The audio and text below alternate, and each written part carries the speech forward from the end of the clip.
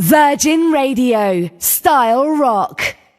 Amici di Virgin Radio, per me ogni volta è come se fosse la prima volta. Siamo a Bristol con gli editors. Hello guys, how's it going? Hi, thank you.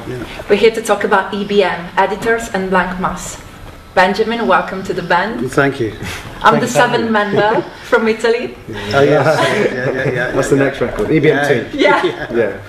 Editors and Blank Mass, new member, new beginning, new record. How did it all start? Well, I had been working with the band in some capacity, a producer's role for the last 5 years or something now, and the guys just before COVID hit were asked they were headlining the festival, and they'd been asked if they wanted to present another night on the night after or whatever. They asked me if I wanted to get involved, if we wanted to do kind of techno reworkings of existing editors' catalogue. COVID hit, and of course the festival didn't go ahead, but we decided that we would continue to work on the idea for when it might come back, and we decided that maybe a better use of our time would be to try and write brand new material, which we did. Yeah. So it was pretty natural for you to become. Yeah, it was natural in a strange situation, It was because we were in lockdown, which it eventually took away the concert and forced us to assess what we'd been working on. In the meantime, the material had snowballed into something that was significant, bigger than a concert, I think, and it was obviously an album, pretty much. So it made us think about the future, what the songs were, what we've been doing, and obviously the idea of asking Ben to join the band, and the idea of those songs becoming the next Editors record started to formulate in lockdown. So it's a strange time for everybody, of course, but we were going through some things. It kind of snowballed, didn't it? As soon as we started, we realised very quickly there was an album there. The material became so significant, very quickly as well. In a time when we were kind of like in the daytime, personally homeschooling kids, and in the evening working on songs remotely. It was a light in the dark. Yeah. That's right, because weirdly, in such dark times, it was a good period for music, because many bands wrote new material, and there were basically two attitudes. A very dark attitude, but it's not Editors' new attitude to new music, because it's pretty. When I first listened to the record, I had, the willing to have a party by myself at home.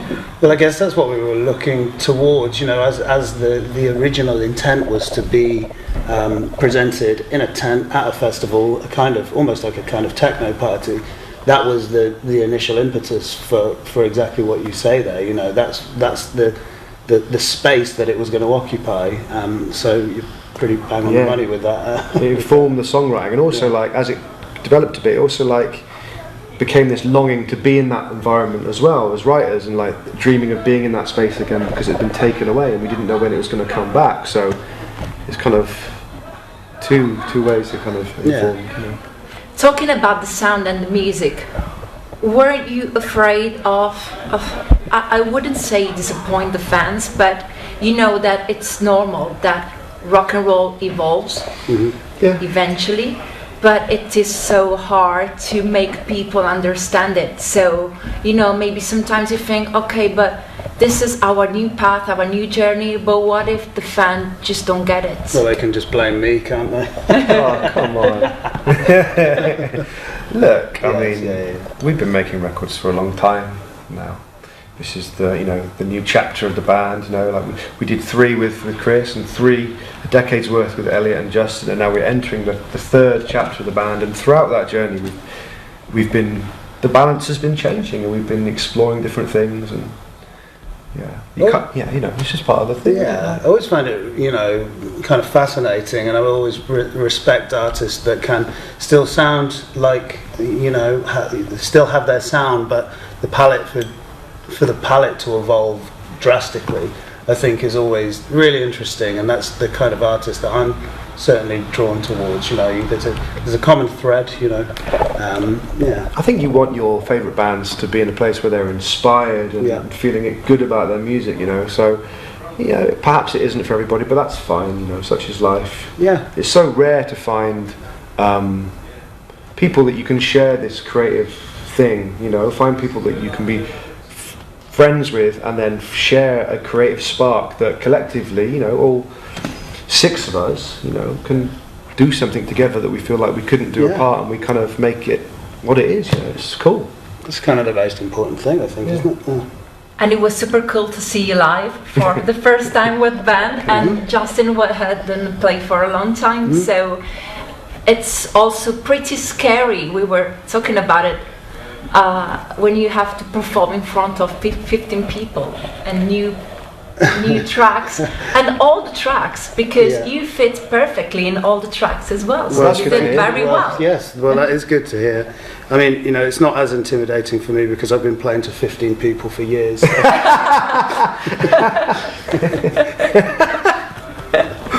It was super intimidating to me. It's just so intense. Like we've been in here for like 6 weeks. The new stuff is coming together really well, and so actually the old stuff takes a little bit of thought and just a bit more time to digest and be sensitive about what Ben's going to do, what he's not going to do, and it's just a bit more time consuming. And it's not hard work; it's just time consuming, right? It's work. You know, it's good from my from where I'm sat with this. You know, these songs are songs that, you know, I enjoyed growing up as well, and you kind of don't want to.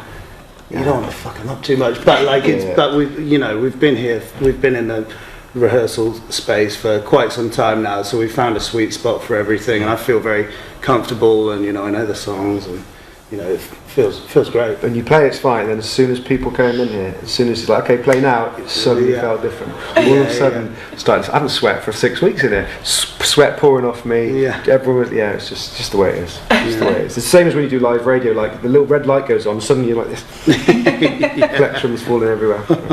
I totally agree with you. So being here was quite productive. I mean, then you you worked on the record separately, then you came here. It wasn't here actually. We worked remotely, and then we went to a studio in Lincolnshire. Okay. And it was a studio that we recorded the back room like pretty much 20 years ago. So me, Russell, and Ed, we were going back to a place that we were familiar with. But that time, it was also the time that we'd seen each other for the first time, because we'd not seen each other physically in the same room, given each other a hug for a year and a half. You know, and we also had this music to work on, and Ben was there, and it was beautiful.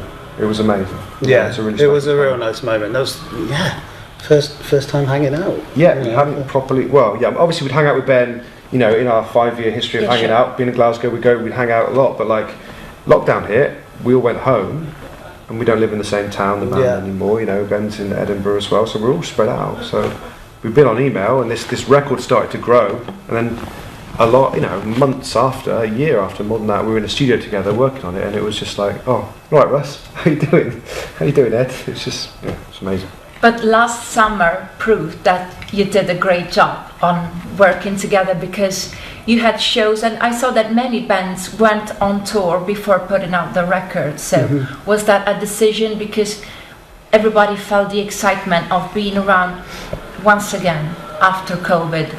What was the atmosphere? Because maybe somebody could be afraid, but what we felt as a group, as a team at Virgin Radio at our festival was big party. People want to have fun, they want to dance, they want to have joy with music. That's great. I mean this summer was it was amazing to be back out, and we felt that excitement, absolutely. There is nervousness around, though. It's not the same. It's not straight back to normal. You know, it's hard out there. Not just because of COVID. It's hard out there for lots of reasons. Yeah. But you know, it was amazing to be back out and playing again. Don't get me wrong. We were playing 3 of the songs, and like Ben said before, because these songs were their genesis, the idea was that they were going to be on festival stage. They translate pretty well, and that's before people have really heard them. So. We're looking forward to October and properly doing it with Ben. Yeah, can't wait. But I agree with you, people unfortunately changed a lot, and not always in better. Yeah, well, I don't know, there's just a lot going on in the world right now. That like,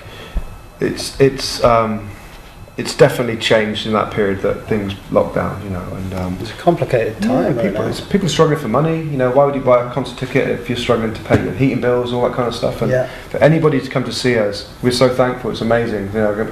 But if you don't, that's also cool too. It's like it's the Wild West out there at the moment. But we're going to go and do our thing, and if people come along, we're kicking. You have the DJ now, you have Justin being the photographer, director for videos, you're building your own factories. There's a new way of being independent because indie rock has changed so much. There's no genre, no label in music nowadays, so this is your own editor's factory.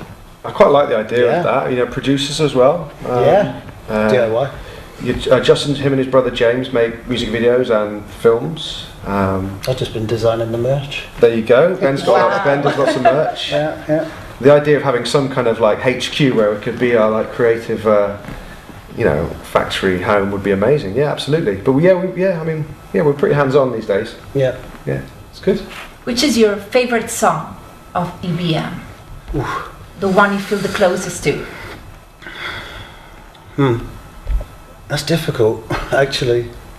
I like Picturesque a lot. Me too, it's my favorite. I think it's. I mean, this record is quite different from previous records. But that song is quite rock. It's quite emo, and it just triggers something in me that just feels very different from what we've done before, and I really like it. It's really exciting. It's chaotic. It's brilliant. It's a brilliant madness. I feel like during practices, Strange Intimacy has been the one for me. I think. Yeah. Possibly becoming the live moment, maybe. Yeah, early maybe days. so. Yeah. So, you know, So like them all.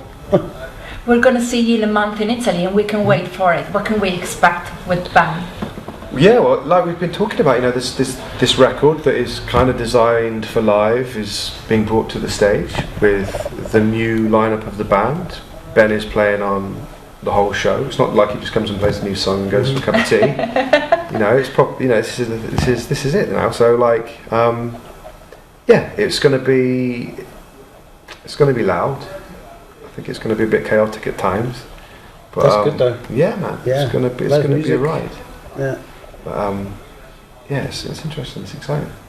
I'll be there for sure, as Good. always. We'll see you there. Thank you so much, guys, for Thank your you. time. Thank you for everything. Thank you. Virgin Radio, Style Rock.